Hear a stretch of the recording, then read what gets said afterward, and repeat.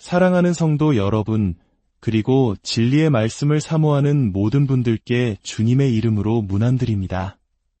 오늘 우리는 하나님의 놀라운 은혜, 그 깊고 넓은 사랑의 세계로 함께 여행을 떠나고자 합니다. 혹시 이런 생각을 해보신 적 없으신가요? 나는 왜 이렇게 부족할까? 하나님의 축복을 받으려면 무언가 더 잘해야만 할 것 같은데, 우리는 끊임없이 노력하고 애쓰고 때로는 지치기도 하는 삶의 연속 속에서 살아갑니다. 마치 끝없는 셔틀런을 하는 것처럼 말이죠. 하지만 성경은 우리에게 완전히 다른 길을 보여줍니다. 우리의 노력이나 자격 때문이 아닌 오직 하나님의 선물로 주어지는 흔들리지 않는 축복에 대해 이야기합니다. 오늘 이 말씀을 통해 우리의 삶을 든든한 반석 위에 세우는 놀라운 진리를 발견하시기를 소망합니다. 본격적인 말씀에 잠기기 전 이 은혜의 메시지가 더 많은 영혼에게 전달될 수 있도록 잠시 시간을 내어 구독과 좋아요를 눌러주시면 감사하겠습니다. 하나님의 말씀을 나누는 모든 손길 위에 주님의 평강이 가득하기를 기도합니다. 이야기는 믿음의 조상 아브라함으로부터 시작됩니다. 하나님께서 아브라함에게 약속하셨습니다. 내가 너로 큰 민족을 이루고 내게 복을 주어 내 이름을 창대하게 하리니 너는 복이 될지라. 너를 축복하는 자에게는 내가 복을 내리고 너를 저주하는 자에게는 내가 저주하리니 땅의 모든 족속이 너로 말미암아 복을 얻을 것이라. 여기서 우리는 중요한 질문을 던져야 합니다. 아브라함의 복이란 과연 무엇일까요? 그리고 그 복은 어떻게 우리의 것이 될 수 있을까요? 성경은 아브라함을 행위의 아브라함이나 노력의 아브라함이라고 부르지 않습니다. 오직 믿음의 아브라함이라고 칭합니다. 갈라디아서 3장 9절은 명확하게 선언합니다. 그러므로 믿음으로 말미암은 자는 믿음이 있는 아브라함과 함께 복을 받느니라. 그렇습니다. 축복의 문을 여는 열쇠는 우리의 행위가 아니라 믿음입니다. 많은 이들이 예수 그리스도를 믿는다고 고백하면서도 여전히 자신의 행위로 의로워지려 했습니다. 끊임없이 무언가를 해야만 하나님의 인정을 받을 수 있다고 생각하는 것입니다. 이는 마치 율법이라는 굴레에 갇혀 하나님의 의를 선물로 받지 못하고 스스로의 힘으로 의를 이루려는 것과 같습니다. 하지만 하나님의 의는 선물이요 오직 믿음으로 받는 것입니다. 이 진리를 믿는 자, 믿음으로 의롭다 하심을 받은 자만이 믿음의 아브라함과 함께 진정한 복을 누리게 됩니다. 그렇다면 하나님께서 약속하신 복의 구체적인 내용은 무엇일까요? 단순히 영적인 것, 하늘에만 속한 것일까요? 그렇지 않습니다. 구약 성서에서 축복하다라는 의미의 히브리어 바라크는 매우 실제적이고 구체적인 의미를 담고 있습니다. 신학 사전에 따르면 바라크는 성공과 번영, 다산, 그리고 장수를 위한 능력과 권능을 부여하는 것을 의미합니다. 성공, 번영, 그리고 장수. 이 개념들은 어쩌면 우리 한국인들에게 더욱 깊이 와닿을지도 모릅니다. 전쟁의 폐허 속에서 오직 성실함과 노력으로 오늘을 일구어낸 우리 부모님 세대를 떠올려 보십시오. 그분들이 간절히 원했던 것은 바로 자녀들의 성공과 가족의 번영, 그리고 건강하게 오래 사는 삶이었습니다. 하나님께서 아브라함에게 약속하신 복은 바로 이처럼 우리의 삶 모든 영역에 미치는 전인격적인 축복인 것입니다. 특히 장수를 누리기 위해서는 건강이 필수적입니다. 하나님께서는 시편 91편에서 이렇게 약속하십니다. 내가 그를 장수하게 함으로 그를 만족하게 하며 나의 구원을 그에게 보이리라. 하나님께서는 장수가 인간에게 큰 복임을 분명히 하셨습니다. 이 모든 축복의 근원은 바로 예수 그리스도의 십자가에 있습니다. 예수님께서는 십자가 위에서 우리의 죄를 짊어지심으로 우리가 하나님의 의를 더 쉽게 하셨습니다. 우리의 저주를 대신 받으심으로 우리가 복을 받게 하셨습니다. 또한 그분은 젊은 나이의 생을 마감하심으로 우리가 장수의 복을 누리게 하셨습니다. 이 모든 것은 아브라함에게 약속된 축복이 예수 그리스도를 통해 우리에게 흘러들어오게 하기 위함이었습니다. 그리고 이 축복을 받는 대상은 바로 아브라함의 씨, 즉 아브라함의 후손입니다. 여기서 말하는 후손은 혈통적 후손을 의미하는 것이 아닙니다. 갈라디아서 3장 29절은 말합니다. 너희가 그리스도의 것이면 곧 아브라함의 자손이요 약속대로 유업을 이을 자니라 그렇습니다. 예수 그리스도를 믿는 바로 당신이 이 놀라운 축복의 상속자입니다. 예수님께서는 이 땅에 계실 때 이 진리를 여러 번 보여주셨습니다. 누가복음 13장에는 18년 동안 허리가 굽어펴지 못하는 한 여인의 이야기가 나옵니다.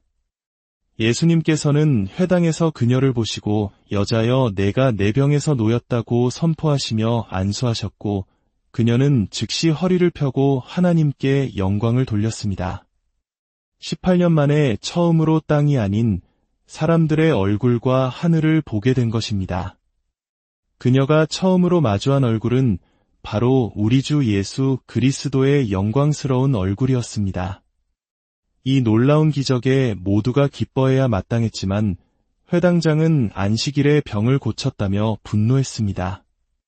그는 사람들에게 일할 날이 엿새가 있으니 그 동안에 와서 고침을 받을 것이요 안식일에는 하지 말 것이니라고 외쳤습니다. 그의 머릿속에는 마땅히 일해야 한다는 율법의 의무만이 가득했습니다. 하지만 예수님께서는 그를 꾸짖으시며 말씀하셨습니다.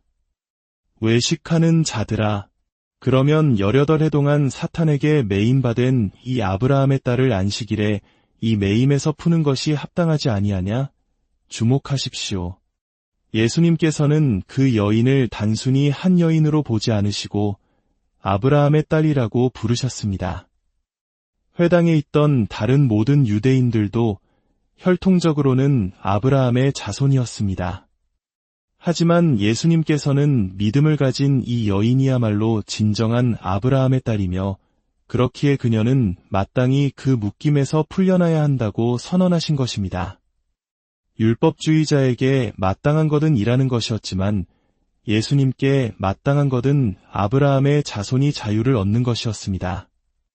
이 질병의 근원이 어디로부터 왔습니까? 예수님은 분명히 사탄에게 매인바 되었다고 말씀하셨습니다. 우리의 질병이나 고통을 하나님이 주신 교훈이라 여기는 한 우리는 결코 온전한 치유를 경험할 수 없습니다.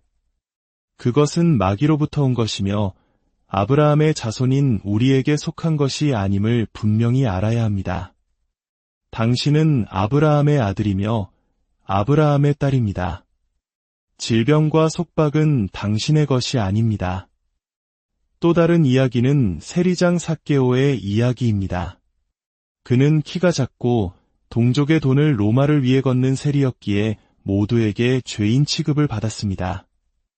하지만 그에게는 예수님을 보고자 하는 간절한 믿음이 있었습니다. 그는 무리를 넘어 예수님을 보기 위해 뽕나무 위로 올라갔습니다. 수많은 군중 속에서 예수님께서는 오직 삭개오를 주목하시고 말씀하셨습니다. 삭개오야 속히 내려오라 내가 오늘 내 집에 유하여야 하겠다. 예수님께서 속히 서두르라고 말씀하신 것은 성경에서 매우 이례적인 일입니다. 그분은 언제나 은혜의 리듬 속에서 평안하게 움직이셨기 때문입니다. 하지만 구원에 관한 일에 있어서는 지체할 시간이 없었습니다. 그리고 예수님께서는 내가 오늘 내 집에 유하여야 하겠다고 하셨는데 여기서 마땅히 그래야 한다는 강한 당위성을 표현하는 단어가 쓰였습니다. 이는 앞서 18년 앓던 여인을 고치실 때 마땅히 풀어야 한다고 하신 것과 같은 단어입니다. 예수님께서는 죄인으로 낙인 찍힌 삭개오의 집에 반드시 머무셔야만 했을까요? 삭개오의 집에서 식사를 마치신 후 예수님께서 그 이유를 밝히십니다. 삭개오가 자신의 재산 절반을 가난한 자들에게 주고 부당하게 빼앗은 것이 있다면 4배로 갚겠다고 회개했을 때 예수님은 선포하셨습니다. 오늘 구원이 이 집에 이르렀으니 이 사람도 아브라함의 자손이미로다. 이 사람도 아브라함의 자손이라는 말씀에 주목해야 합니다. 도라는 조사는 다른 누군가가 아브라함의 자손임을 전제합니다. 그 다른 한 사람은 누구일까요? 바로 마태복음 1장 1절에 기록된 예수 그리스도 자신입니다. 아브라함과 다윗의 자손 예수 그리스도의 계보라. 예수님께서는 나도 아브라함의 자손이고 믿음을 가진 너도 아브라함의 자손이니 우리는 한 믿음의 가족이다라고 선언하신 것입니다. 사랑하는 여러분, 예수님을 믿는 당신 또한 이 믿음의 가족에 속한 아브라함의 자손입니다. 여성 성도님들을 위한 특별한 축복도 있습니다. 베드로전서 3장은 남편에게 순종했던 사라를 언급하며 말합니다. 너희는 선을 행하고 아무 두려운 일에도 놀라지 아니하면 그의 딸이 된 것이니라. 여기서 그의 딸은 문맥상 사라의 딸을 의미합니다. 왜 성경은 수많은 믿음의 여인들 중에 유독 사라의 딸이 되라고 했을까요? 사라는 성경에서 유일하게 늙은 나이의 젊음을 회복한 여인이기 때문입니다. 이것은 단순히 영적인 회복이 아니었습니다. 그녀가 60대였을 때 애굽의 바로 왕이 90세에 가까웠을 때 그랄 왕 아비멜렉이 그녀의 아름다움을 보고 아내로 삼으려 했습니다. 믿음 안에 있는 여성들에게는 이처럼 세월을 거스르는 사라의 축복, 즉 독수리같이 새롭게 되는 영육 간의 강건함과 생명력이 약속되어 있는 것입니다. 이제 우리는 결론에 이릅니다. 갈라디아서 3장 13절과 14절은 이 모든 진리를 요약합니다. 그리스도께서 우리를 위하여 저주를 받은 바 되사 율법의 저주에서 우리를 속량하셨으니 이는 그리스도 예수 안에서 아브라함의 복이 이방인에게 미치게 하고 또 우리로 하여금 믿음으로 말미암아 성령의 약속을 받게 하려 함이라. 우리의 축복은 더 이상 우리의 행위나 감정에 따라 흔들리는 모래 위에 있지 않습니다. 그것은 예수 그리스도께서 십자가에서 이루신 완전한 사역이라는 결코 흔들리지 않는 견고한 반석 위에 세워져 있습니다. 그러므로 이제 당신의 삶을 향해 담대히 선포하십시오. 나는 하나님의 자비하심 때문에 복을 받은 것을 넘어 이제는 하나님의 의로우심 안에서 복을 받은 자이다. 예수님께서 나의 저주를 가져가셨기에 나는 마땅히 치유받아야 한다. 나는 마땅히 용서받아야 한다. 나는 마땅히 번성해야 한다. 나는 내 삶의 모든 영역에서 마땅히 축복받아야 한다. 왜냐하면 나는 그리스도 안에서 믿음으로 말미암은 아브라함의 자손이기 때문이다. 매일 아침 일터로 향할 때, 자녀를 돌볼 때, 미래를 계획할 때 이 진리를 고백하십시오. 나는 믿음의 조상 아브라함과 함께 복을 받은 자. 이 고백이 당신의 영혼에 깊이 새겨질 때 진리의 성령께서 당신의 삶 가운데 약속된 모든 축복을 현실로 나타내실 것입니다. 사랑하는 성도 여러분, 당신은 마땅히 복을 누려야 할 존귀한 존재입니다. 흔들리지 않는 아브라함의 복이 당신과 당신의 가정, 그리고 당신의 모든 수고, 이에 충만하게 임하시기를 우리 주 예수 그리스도의 이름으로 축원합니다.